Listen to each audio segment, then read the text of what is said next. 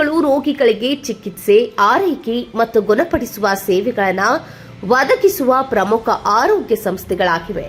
ವೈದ್ಯರು, ದಾದಿಯರು ಮತ್ತು ಆಧುನಿಕ ತಂತ್ರಜ್ಞಾನದ ಸಹಾಯದಿಂದ ಇವು ತುರ್ತು ಪರಿಸ್ಥಿತಿಗಳು ಮತ್ತು ದೀರ್ಘಕಾಲದ ಕಾಯಿಲೆಗಳಿಗೆ ಚಿಕಿತ್ಸೆ ನೀಡುತ್ತವೆ. ಸರ್ಕಾರಿ ಮತ್ತು ಖಾಸಗಿ ಆಸ್ಪತ್ರೆಗಳು ಆರೋಗ್ಯ ವ್ಯವಸ್ಥೆಯ ಬೆನ್ನೆಲುಬಾಗಿವೆ. ಇಂತಹ ಆಸ್ಪತ್ರೆಗಳು ಸ್ವಚ್ಛತೆ ಕಾಪಾಡಿಕೊಂಡು ಪಳಪಳ ಹೊಳೆಯುವಂತೆ ಶುಭ್ರತೆಯಿಂದ ಕಂಗೊಳಿಸಲು ಡಿ ವರ್ಗದ ನೌಕರರ ದಿನವಿಡೀ ಕೆಲಸ ನಿರ್ವಹಿಸುತ್ತಾರೆ. ಹೌದು ವೀಕ್ಷಕರೇ, ನವಲಗುಂದ ಆಸ್ಪತ್ರೆಯ ಎದುರು ಡಿ ವರ್ಗದ ನೌಕರರು ನೇಮಕಗೊಂಡಿರುವ ಏಜೆನ್ಸಿ ಮಾಲೀಕರು ಹಾಗೂ ಆಸ್ಪತ್ರೆಯ ವ್ಯವಸ್ಥೆಯ ಕುರಿತು ಧರಣಿ ಮಾಡುತ್ತಿದ್ದಾರೆ. ಕಾರಣ, ಕಳೆದ 6 ತಿಂಗಳಿನಿಂದ ಡಿ ವರ್ಗದ ನೌಕರರಿಗೆ ಯಾವುದೇ ರೀತಿಯ ವೇತನ ನೀಡಿರುವುದಿಲ್ಲ. ಜೊತೆಗೆ ಕೆಲಸಕ್ಕೆ ಅಪಾಯಿಂಟ್ಮೆಂಟ್ ಮಾಡಿಕೊಳ್ಳುವ ಸಂದರ್ಭದಲ್ಲಿ ಲಂಚವನ್ನ ಪಡೆದಿರುವ ಮಾಹಿತಿಯನ್ನ ಈ ಸಂದರ್ಭದಲ್ಲಿ ಹೊರಹಾಕಿರ್ತಾರೆ. ಜೊತೆಗೆ ಯಾವುದೇ ರೀತಿಯ ಮುನ್ಸೂಚನೆಗಳನ್ನು ನೀಡದೆ ಕೆಲಸಗಳಿಂದ ತೆಗೆದುಹಾಕಿದ್ದು, ಸಮಯಕ್ಕೆ ಸರಿಯಾಗಿ ವೇತನವನ್ನ ನೀಡದೇ ಇದ್ದು ಇದು ಅವರ ಪ್ರತಿನಿತ್ಯ ಜೀವನ ನಿರ್ವಹಣೆಗೆ ತೊಂದರೆಯಾಗುತ್ತಿದೆ. ಹಾಗೂ ಕೋವಿಡ್ನಂತಹ ತುರ್ತು ಪರಿಸ್ಥಿತಿಯ ಸಂದರ್ಭದಲ್ಲಿ ಡಿ ವರ್ಗದ ನೌಕರರು ಜೀವದ ಹಂಗು ತೊರೆದು ಆಸ್ಪತ್ರೆಯಲ್ಲಿ ಕೋವಿಡ್ ವಾರಿಯರ್ಸ್ ಆಗಿ ಕೆಲಸ ನಿರ್ವಹಿಸಿದ್ದು ಇರುತ್ತದೆ. ಈಗ ಅದು ಯಾವುದು ಆಸ್ಪತ್ರೆಯ ಆಡಳಿತ ಮಂಡಳಿಯಾಗಲಿ ಹಾಗೂ ಏಜೆನ್ಸಿ ಮಾಲೀಕರಾಗಲಿ ಲೆಕ್ಕಕ್ಕೆ ಇಲ್ಲ. ತಮಗೆ ಮನ ಬಂದಂತೆ ಮಾತನಾಡ್ತಾರೆ ಹಾಗೂ ಕೆಲಸಕ್ಕೆ ಬರಬೇಡಿ, ನಿಮ್ಮ ಕಾಂಟ್ರಾಕ್ಟ್ ಮುಗಿದು ಹೋಗಿದೆ ಎಂದು ಒಮ್ಮೆ ಹೇಳ್ತಾರೆ.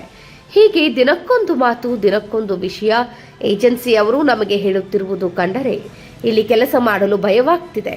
ಜೊತೆಗೆ ಕೆಲಸದ ಅಭದ್ರತೆ ಕಾಡ್ತಿದೆ ಹಾಗೂ ಕಳೆದ 6 ತಿಂಗಳ ಕೊಡಬೇಕಾಗಿರುವ ವೇತನವನ್ನು ಕೊಟ್ಟು ಡಿ ವರ್ಗದ ನೌಕರರ ಸಮಸ್ಯೆಗಳನ್ನು ಆಲಿಸಿ ಅವರಿಗೆ ಸೂಕ್ತ ಪರಿಹಾರಗಳನ್ನು ಒದಗಿಸಬೇಕೆಂದು ಆಗ್ರಹಿಸಿ ನವಲಗುಂದದ ಆಸ್ಪತ್ರೆಯ ಮುಂದೆ ಧರಣಿ ಕುಳಿತಿದ್ದಾರೆ. ನವಲಗುಂದ ತಾಲೂಕಿನಲ್ಲಿ ಸಮಸ್ಯೆಗಳ ಹೊಳೆನೆ ಹರಿತಾ ಇದೆ ಅಂತ ಹೇಳ್ಬೋದು.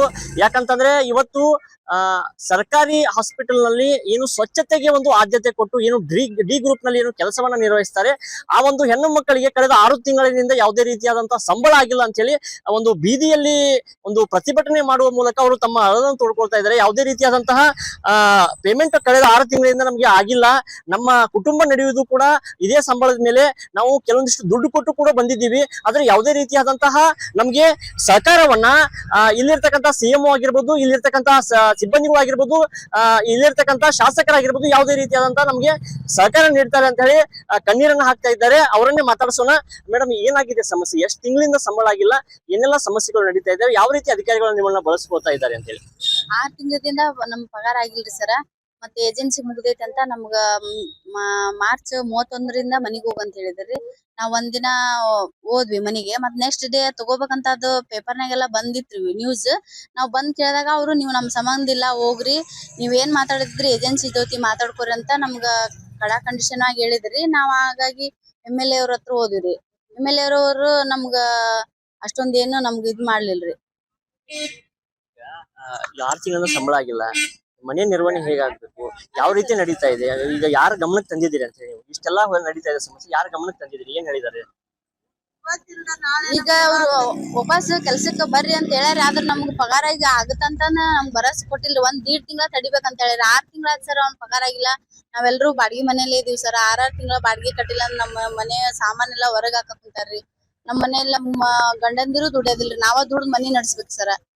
ಇಂತ ಪರಿಸ್ಥಿತಿ ಒಳಗ್ ನಾವು ಇದ್ದೂರಾಗ ಕೆಲಸ ಇರುತ್ತಲ್ಲ ಅಂತೇಳಿ 1 ತಿಂಗ್ಳ 2 ತಿಂಗ್ಳ ಹೋದ್ರಂತಂದು ಮಾಡಾಕತ್ತೀವಿ ಸರ್ ಕೆಲ್ಸನ. ಆದ್ರೂ ಪೇಮೆಂಟ್ ಆಗ್ತಿಲ್ಲ ಸರ್. ಹಂಗಾಗಿ ನಾವು ಇಲ್ಲಿ ಪ್ರತಿಭಟನೆ ಮಾಡಾಕ್ ಕುಂತೀವಿ.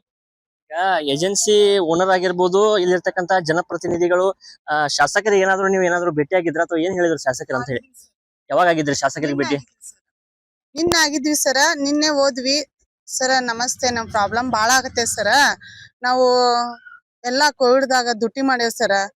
ಅವ್ರು ಮೇಡಮ್ ಹಿಂಗ ಅನ್ನತಾರ ಸರ ಅಂತಂದ್ರಿ.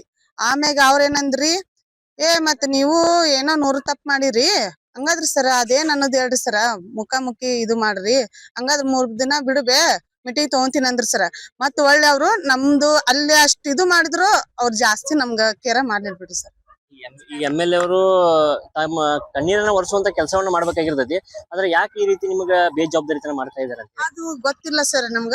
ಆದ್ರ ನಮ್ಗೇನ್ರಿ ಕೋವಿಡ್ದಾಗ ದುಡ್ದೇವಲ್ಲ, ನಮ್ ಮೇಡಮ್ ಇವತ್ತಿಲ್ದ ನಾಳೆ ನಮ್ಗ್ ಚಲೋ ಆಗ್ತೈತಿ, ಇಷ್ಟ್ ದಿನ 5 ತಿಂಗಳ ಸಂಬಳ ಇರ್ಲಿಕ್ಕಂದ್ ಸರ ನಾವ್ ಸುಮ್ನೆ ಇರ್ತಿದ್ವಿ, ಅದೇನು ಕೇಳ್ತಿದ್ದಿಲ್ಲ. ಹೋಗ್ಲಿ ಬಿಡು ನಮ್ ಮೇಡಮ್ ಅದ, ನಾವ್ ಯಾಕಿದ್ರುನು ಅದು ಗಂಡುಗಳು ಎಷ್ಟೆಷ್ಟ ತಂದಿದ್ದ, ಅದು ಒಂದ್ ಒಪ್ಪತ್ ಊಟ ಮಾಡಿದ್ರ ಒಂದ್ ಒಪ್ಪತ್ ಇರ್ಲಿಕ್ಕಂದ್ ನಾವ್ ಸುಮ್ನೆ ಇರ್ತಿವಿ ಸರ್. ಇವತ್ತಿಲ್ದ ನಾಳೆ ನಮ್ ಮಕ್ಳದು ನಮ್ದು ಬಹುಶಃ ಇದ್ರಾಗ ಏನಾರ ಇದ್ರ ಆಗ್ಬೋದಲ್ಲ, ಆ ಉದ್ದೇಶಕ್ಕಾಗಿ ಸರ ನಾವ್ ದುಡಿದ್ವಿ. ಈಗ ಒಮ್ಮಿಲ್ಗೆ ಸಡನ್ಲಿ ಅವತ್ತ ಏನೋ ನ್ಯೂಸ್ನ್ಯಾಗ ಬಂದಿದ್ರಿ ಮೇಡಮ್ ಡ್ಯೂಟಿಗ್ ಬರಾಕ್ ಹೋಗ್ಬೇಡ್ರಿ ಅಂತಂದ್ರಿ ಸರ್. ಆಮೇಲೆ ಮತ್ ಮರ್ದಿ ಸರ್ ನ್ಯೂಸ್ನ್ಯಾಗ ಅದು ಸುಳ್ಳ ಅಂತ ಬಂದೈತಿ ಅಂತಂದ್ ನ್ಯೂಸ್ ಬಂದೈತ್ರಿ ಸರ್. ಬಂದ್ವಿ ನಾವ್. ಆದ್ರೂ ಮೇಡಮ್ ಮತ್ತ ನಮ್ ಕೆಲ್ಸ ಇಲ್ರಿ, ಮತ್ ಪಗಾರ ಕೊಡ್ರಿ ಮೇಡಮ್ ಅಂದ್ವಿ. ಯಾವ ಪಗಾರ್ಲೆ ಟೆಂಡರ್ ಅಂತ ಕೇಳೋಗಂದ್ರ, ಅಲ್ರಿ ಮೇಡಮ್ ನಿಮ್ ನೋಡಿ ನಾವ್ ದುಡ್ದೇವ್ರಿ ಮೇಡಮ್, ಮತ್ ನೀವ ಹಂಗಂದ್ರೆ ಹೆಂಗ್ ಮಾಡುದ್ರಿ ಮೇಡಮ್, ನಮ್ ಪರಿಸ್ಥಿತಿ ವಜ್ಜ ಆಗ್ತೈತಿ, ಗೊತ್ತಿರ್ಲೇ ನೀವ್ ಯಾರ ಅನ್ನೋ ಸಂಬಂಧ ಇಲ್ಲ ಅಂತ ಮೇಡಮ್ ಹೇಳಿದ್ರಿ. ನೋಡ್ರಿ. ನಿಮ್ಮ ಮೆಡಿಕಲ್ ಆಫೀಸರ್ ಈ ರೀತಿ ಬೇಜವಾಬ್ದಾರಿತನ ಮಾಡ್ತಾ ಇದ್ದಾರೆ. ಒಂದು ಏಜೆನ್ಸಿ ಮಾಲೀಕರನ್ನ ಕೇಳ್ರಿ ನೀವು ಸಂಬಳ ನಮ್ಗೇನ್ ಕೇಳ್ಬೇಡ್ರಿ ಅಂತ ಹೇಳಿ ಒಂದ್ ಇದನ್ ಮಾಡಂತ. ಏನ್ ಅನಿಸ್ತೈತಿ ಈ ರೀತಿ ಬೇಜವಾಬ್ದಾರಿ ಮಾಡೋ ಕೆಲಸ? ಹಗಲು ರಾತ್ರಿ ದುಡ್ದಿರ್ತೀರಿ, ದುಡ್ದಿದ್ ಸಂಬಳ ಕೊಡ್ಲಿಲ್ಲ ಅಂದ್ರೆ ನಿಮ್ಗೆ ಏನ್ ಅನಿಸ್ತೈತಿ ಅಂತ ಹೇಳಿ? ಪಗಾರ ಇಲ್ಲ, ಹೊಟ್ಟಿ ಕೂಳಿಲ್ಲ, ಹೆಂಗ್ ಉಪವಾಸ ದುಡಿಬೇಕ್ರಿ ನಾವು? ಅದ ಇದ್ದಿದ್ ಬಂಗಾರ ನಮ್ಮವ್ವ ಮಾರಿ ನಾವ್ ರೊಕ್ಕ ತುಂಬಿ ಬಂದೇವ್ರಿ. ಈಗ ನಾವ್ ದುಡಿ ಮಟ ನಮಗ ನೆಲಿ ಇಲ್ರಿ. ಮತ್ ಈಗ ಉಪವಾಸ ಬೀಳೋದೇನಂತ ನಾವ್ ಪಗಾರ ಕೇಳ್ಕೋರ ನಮ್ಗ ಹಿಂಗಂದ್ರೆ ಮುಂದ್ ಅದಕ್ಕ ನೀವ್ ಏನ್ ನಮ್ಗ ದಾರಿ ತೋರ್ಸ್ರಿ, ಪರಿಹಾರ ತೋರ್ಸ್ರಿ ಅಂತಂದ್ರ ನಾವ್ ಸ್ಟ್ರೈಕ್ ಮಾಡ್ಕೊಂಡ್ ಕುಂತೇವ್ರಿ. ಈಗ ನಮಗ ಜೀವನ ಬೇಕ್ರ, ದುಡಿಮೆನು ಬೇಕು, ಪಗಾರನು ಇಲ್ಲ ಅಂತಂದ್ರ ಹೆಂಗ್ರಿ? ಈಗ ನಮ್ಗ್ ಪಗಾರ ಬೇಕ್ರ, 6 ತಿಂಗಳದ್ದು ನಮಗ್ ದುಡಿಮೆನು ಬೇಕ್ರಿ. ಅದಕ್ ನಾವ್ ಸಹಾಯ ಮಾಡ್ರಿ ಅಂತ ಕೇಳ್ಕೊಂಡ್ರಿ. ಈಗ ಹಗಲ್ ರಾತ್ರಿ ದುಡ್ದಿರ್ತೀರಿ, ದುಡ್ಡು ಕೊಟ್ಟು ಬಂದಿನ ಅಂತ ಹೇಳಂತೀರಿ. ಮೇಡಮ್ ಈ ರೀತಿ ಹೇಳಿದ್ರೆ ಏನ್ ಅಂತ ಹೇಳಿ ಎಷ್ಟ್ ದುಡ್ಡು ಕೊಟ್ಟು ಬಂದಿರಿ? ಬರುವಾಗ 30,000 ಕೊಟ್ಟು ಬಂದಿರಿ ಸರ್. ಇಂಡಸ್ಟರ್ ಕೊಟ್ಟು ಬಂದಿರಿ ಸರ್. ಅವರು ರೆಸ್ಪಾನ್ಸ್ ಮಾಡವಲ್ರಿ ನಮ್ಗ. ಫೋನ್ ಇದ್ರೆ ಅಲ್ಲಿದನಿ ಇಲ್ಲದನಿ ಅಂತ ಹೇಳ್ತಾರಿ ಸರ್ ಅವ್ರು. ಈಗ ಯಾರು ರೆಸ್ಪಾನ್ಸ್ ಮಾಡ್ಲಿಲ್ಲ ಅಂತ ನಾವ್ ಯಾರನ್ನ ಹೋಗಿ ಕೇಳೋಣ ಸರ್? ಅದನ್ನ ಮನ್ಸಿಗೆ ನೋವಾಗೈತೆ. 5 ರೂಪಾಯಿ ಇಡ್ಲಿ ತಿಂದು ನಾವ್ ಡ್ಯೂಟಿ ಮಾಡಿ ಹೋಗ್ಯಾರ ಸರ್. ಒಂದೊಂದ್ ದಿನ ಉಪವಾಸನ ಹೋಗ್ಯಾರ ಸರ್. ಕೆಲಸ ಮಾಡಿ ನಮ್ ಕೂಳ್ ತಿನ್ನಾಕನು ಬೇಜಾರಾಗಿ ಹಂಗ ಹೋಗ್ಯಾವ್ರಿ ಸರ್. ಸಾಕಷ್ಟು ಕಷ್ಟಗಳಿಂದ ಬಂದಿರತಕ್ಕಂತಹ ಈ ರೀತಿ ಡಿ ಗ್ರೂಪ್ ಏನು ವರ್ಕರ್ಸ್ ಇದಾರೆ, ಇವ್ರಿಗೆ ಯಾರು ಕೂಡ ಕೇರ್ ಮಾಡ್ತಾ ಇಲ್ಲ. ಯಾವುದೇ ರೀತಿಯಾದಂತಹ ಮೊದಲಿಗೆ ಕೆಲಸಕ್ಕೆ ಬರ್ಬೇಕಾದ್ರೂ ಕೂಡ ಲಂಚವನ್ನ ಕೊಟ್ಟು ಬರಬೇಕು, ಆಫೀಸರ್ಗೆ ಸಾಕಷ್ಟು ದುಡ್ಡುಗಳನ್ನ ಕೊಟ್ಟು ಬರಬೇಕು. ಆದ್ರೆ ಯಾವುದೇ ರೀತಿಯಾದಂತಹ ಸರಿಯಾದ ಸಮಯಕ್ಕೆ ಸಂಬಳಗಳು ಆಗ್ತಾ ಇಲ್ಲ. ಈ ರೀತಿ ಬೇಜವಾಬ್ದಾರಿತನ ನವಲಗುಂದ ತಾಲೂಕಿನಲ್ಲಿ ನಡೆದ್ರೆ ಮುಂದೆ ನಾವು ಯಾವ ರೀತಿ ಕೆಲಸ ಮಾಡ್ಬೇಕು, ಯಾರು ನಮಗೆ ಭರವಸೆ ಕೊಡ್ತಾರೆ, ಯಾರು ನಮಗೆ ಜೀವನೋಪಾಯಕ್ಕೆ ಒಂದು ದಾರಿಯನ್ನ ಹುಡುಕಿ ಕೊಡ್ತಾರೆ ಅಂತ ಹೇಳಿ ಇವರ ಒಂದು ಅಳಲಾಗಿದೆ. ಯಾವ ರೀತಿ ಮುಂದಿನ ದಿನಮಾನಗಳಲ್ಲಿ ಈ ಒಂದು ಪರಿಹಾರಕ್ಕೆ ನಾಂದಿಯನ್ನ ಹಾಡ್ತಾರೆ ಅಂತ ಹೇಳಿ ಕಾದ್ ನೋಡ್ಬೇಕಾಗಿದೆ. ಕ್ಯಾಮರಾ ಪರ್ಸನ್ ಬಸವರಾಜ್ ಜೊತೆ ಗಣೇಶ್ ಹಿರೇಮಠ, ನ್ಯೂಸ್ 18 ಕರ್ನಾಟಕ, ನವಲಗುಂದ. ನೀವು ನೋಡ್ತಿದ್ದೀರಾ, ಇದು ನ್ಯೂಸ್ 88 ಕನ್ನಡ, ಸುದ್ದಿಯ ಜೊತೆ ಸದಾ ನಿಮ್ಮೊಂದಿಗೆ.